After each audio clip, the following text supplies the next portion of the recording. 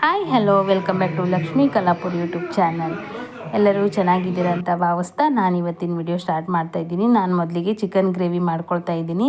ಮೊದಲಿಗೆ ಪ್ಯಾನ್ ಬಿಸಿ ಇಟ್ಕೊಂಡು ಒಂದು ಬೆಳ್ಳುಳ್ಳಿ ಸುಲಿದು ಬಿಟ್ಟು ಹಾಕ್ಕೊಂಡಿದ್ದೀನಿ. ನಂತರ ಒಂದು 3 ಈರುಳ್ಳಿಯನ್ನು ಕಟ್ ಮಾಡಿ ಹಾಕ್ಕೊಳ್ತಾ ಇದ್ದೀನಿ. ನಂತರ ಸ್ವಲ್ಪ ಎಣ್ಣೆ ಹಾಕ್ಕೊಳ್ಬೇಕು, ಚೆನ್ನಾಗಿ ಹುರಿದ್ಕೊಳ್ಬೇಕು. ಈರುಳ್ಳಿ ಬೆಳ್ಳುಳ್ಳಿ ಕೆಂಪಗಾಗುವವರೆಗೂ ಹುರಿಬೇಕು, ಆವಾಗ ಗ್ರೇವಿ ತುಂಬ ಟೇಸ್ಟ್ ಕೊಡುತ್ತೆ. ಹಾಗೆ ನಂತರ ಇದಕ್ಕೆ ತೆಂಗಿನಕಾಯಿ ಕೂಡ ಸೇರಿಸ್ಕೊಳ್ತಾ ಇದ್ದೀನಿ. ಹಾಗೆ ಕಟ್ ಮಾಡಿ ಇಟ್ಟಿರುವಂಥ ಶುಂಠಿ ಕೂಡ ಹಾಕ್ಕೊಳ್ಬೇಕು. ಇವಾಗ ಎಲ್ಲವನ್ನು ಚೆನ್ನಾಗಿ ಹುರಿತಾ ಇರಬೇಕು. ನಂತರ ಇದನ್ನು ತಣ್ಣಗಾಗಲು ಇಡಬೇಕು. ನಾನು ಚಿಕನ್ ಒಗ್ಗರಣೆ ಹಾಕ್ಕೊಳ್ತಾ ಇದ್ದೀನಿ. ಒಂದು ಪಾತ್ರೆ ಬಿಸಿ ಇಟ್ಕೊಂಡು ಎಣ್ಣೆ ಹಾಕ್ಕೊಂಡಿದ್ದೀನಿ. ಹಾಗೆ ಒಂದು 2 ಈರುಳ್ಳಿ ಸಣ್ಣದಾಗಿ ಕಟ್ ಮಾಡಿ ಹಾಕ್ಕೊಂಡಿದ್ದೀನಿ. ಇದು ಬಿರಿಯಾನಿ ಎಲೆ ಅಂತ ಹೇಳ್ತಾರೆ, ಅದನ್ನು ಸ್ವಲ್ಪ ಹಾಕ್ಕೊಂಡಿದ್ದೀನಿ. ಫ್ಲೇವರ್ ಚೆನ್ನಾಗಿ ಕೊಡುತ್ತೆ ಚಿಕನಿಗೆ. ಇವಾಗ ಚಿಕನ್ ಕ್ಲೀನ್ ಮಾಡಿ ತೊಳೆದುಕೊಂಡು ಹಾಕ್ಕೊಂಡಿದ್ದೀನಿ. ಚೆನ್ನಾಗಿ ಮಿಕ್ಸ್ ಮಾಡಿಕೊಂಡು ನಂತರ ಇದಕ್ಕೆ ಅರಿಶಿನ ಪುಡಿ ಉಪ್ಪನ್ನು ಸೇರಿಸಿ ಮತ್ತೆ ಚೆನ್ನಾಗಿ ಮಿಕ್ಸ್ ಮಾಡಿಕೊಳ್ಬೇಕು.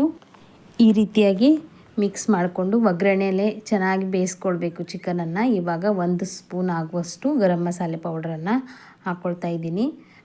ಮತ್ತು ಇದನ್ನು ಚೆನ್ನಾಗಿ ಮಿಕ್ಸ್ ಮಾಡ್ಕೊಳ್ತೀನಿ. ಇದು ಚೆನ್ನಾಗಿ ಮಿಕ್ಸ್ ಮಾಡ್ಕೊಂಡ ನಂತರ ಇದಕ್ಕೆ ನಾನು 2 ರಿಂದ 2.5 ಚಮಚದಷ್ಟು ಖಾರದ ಪೌಡ್ರನ್ನು ಹಾಕ್ಕೊಳ್ತಾ ಇದ್ದೀನಿ.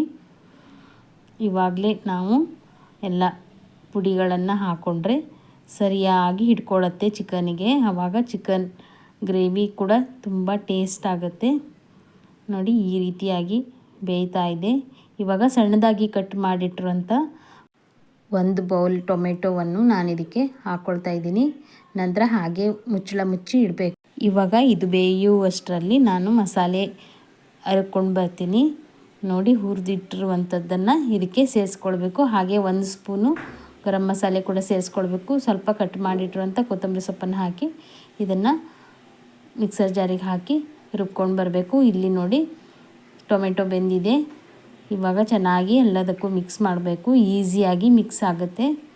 ಈ ರೀತಿಯಾಗಿ ಚಿಕನನ್ನು ಬೇಯಿಸ್ಕೊಂಡ್ರೆ ತುಂಬ ರುಚಿಯಾಗಿ ಬರುತ್ತೆ ಗ್ರೇವಿ.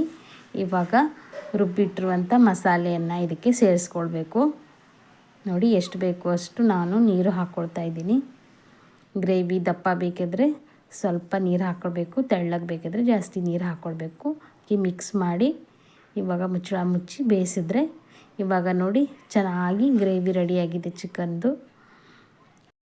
ಗ್ರೇವಿ ಅಂತೂ ರೆಡಿ ಆಯಿತು. ಅದ್ರ ಜೊತೆ ನಾವು ರೈಸೊಂದು ಮಾಡ್ಕೊಳ್ಬೇಕಲ್ಲ, ಹಾಗಾಗಿ ನಾನಿಲ್ಲಿ ಒಂದು ಕುಷ್ಕ ರೈಸ್ ಥರ ಮಾಡ್ಕೊಂಡಿದ್ದೀನಿ. ಈ ರೆಸಿಪಿ ನಾನು ಪೂರ್ತಿಯಾಗಿ ಶೂಟ್ ಮಾಡೋಕ್ಕಾಗಿಲ್ಲ. ಈ ರೆಸಿಪಿ ನಿಮಗೆ ಬೇಕಾದರೆ ಕಮೆಂಟ್ ಬಾಕ್ಸಲ್ಲಿ ತಿಳಿಸಿ, ನಾನು ರೆಸಿಪಿ ಹಾಕ್ತೀನಿ. ಈ ವಿಡಿಯೋ ನಿಮಗೆ ಇಷ್ಟ ಆಗಿದರೆ ಲೈಕ್ ಮಾಡಿ, ಶೇರ್ ಮಾಡಿ, ಸಬ್ಸ್ಕ್ರೈಬ್ ಮಾಡೋದನ್ನು ಮರಿಬೇಡಿ. ಈ ವಿಡಿಯೋ ಪೂರ್ತಿಯಾಗಿ ನೋಡಿದ್ದಕ್ಕಾಗಿ ಧನ್ಯವಾದಗಳು.